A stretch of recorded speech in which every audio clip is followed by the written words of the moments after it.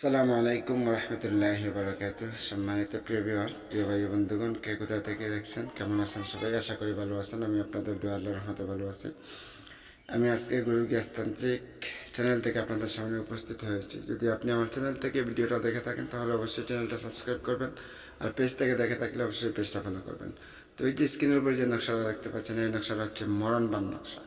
এই নকশাটা দিয়ে যদি আপনি কাজ করেন তাহলে যার উপরে কাজ করবেন সে কিন্তু নির্ঘাত মারা যাবে। এতে কোনো নিশ্চয়তা, এতে কোনো সন্দেহ নেই। যদি আপনার প্রকৃতপক্ষে শত্রু হয়ে থাকে তাহলে অবশ্যই আপনি এই নকশাটা দ্বারা প্রয়োগ করবেন।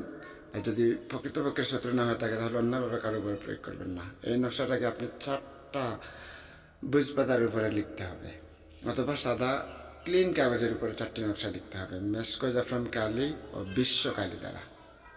মেশকো জাফরান কালি ও বিশ্ব কালি দ্বারা নকশাটা লিখে 4টা নকশা লিখবেন। শত্রুর নাম, শত্রুর বাবার নাম লিখে একটা নকশা কবরে, একটা নকশা শ্মশানে, একটা নকশা 3 রাস্তার মোড়ে, আর একটা নকশা শত্রুর ঘরে দাফন করে দিবেন। ইনশাআল্লাহ ইনশাআল্লাহ শত্রুর চিরস্তরে বিদায় হয়ে যাবে। এখন যদি দূর থেকে আপনি করতে চান তাহলে একটা নকশা কবরে, একটা শ্মশানে, একটা 3 রাস্তার মোড়ে, একটা চূড়ার ভিতরে গেড়ে দেবেন।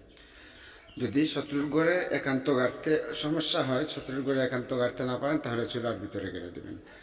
আর এর একটা কিছু বেদ আছে, কিছু একটা চালান আছে। চালানটা আপনি আমার কাছ থেকে গোপনে জেনে নেবেন। আমার স্ক্রিনে দেওয়া নাম্বার থাকবে, নাম্বার থেকে ফোন করে অথবা হোয়াটসঅ্যাপে অ্যাড হয়ে আপনি গোপনে জেনে নেবেন। ইনশাআল্লাহ হয়ে যাবে। তো ভালো থাকবেন, সুস্থ থাকবেন, আমার জন্য দোয়া করবেন। আল্লাহ হাফিজ।